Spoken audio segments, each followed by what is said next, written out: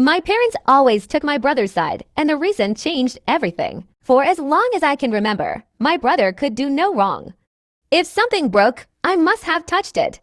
If a fight started, I must have provoked him. If he needed help, my needs could wait. That was just how our family worked, and I learned it early that pushing back only made things worse. When my brother was suspended from school in high school, my parents blamed stress. When I brought home a report card full of A's, my mom asked why one of them wasn't an A+. It wasn't favoritism, they said. He just needed more understanding. I moved out the first chance I got. College was freedom. Distance made the imbalance easier to tolerate, and I told myself it didn't matter anymore. Families are complicated. No one gets everything they want. Then my mom got sick. I came home to help, and for the first time in years, my brother and I were under the same roof. The house felt smaller than I remembered, heavy with old habits.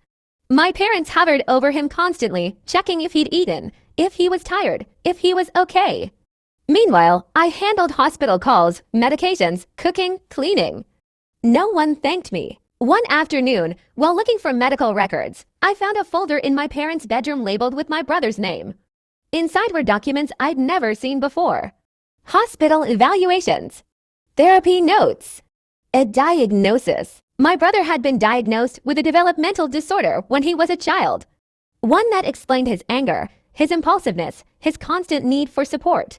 My parents had known for decades. They had never told me. I confronted them that night. My dad finally admitted they were afraid I'd resent my brother if I knew. They thought protecting him meant giving him more, and expecting me to understand without explanation. I asked why they never trusted me with the truth. My mom cried and said, "Because you were strong. You didn't need us the way he did." That sentence hit harder than anything they'd ever said to me. I realized my strength hadn't been a gift. It had been an excuse. I talked to my brother later. He didn't know I hadn't been told. He thought I'd always understood. When I told him the truth, he looked more hurt than I'd ever seen him. Now everything is different. I don't hate my brother. I never did. But I'm angry at my parents for building our relationship on silence instead of honesty. I still help.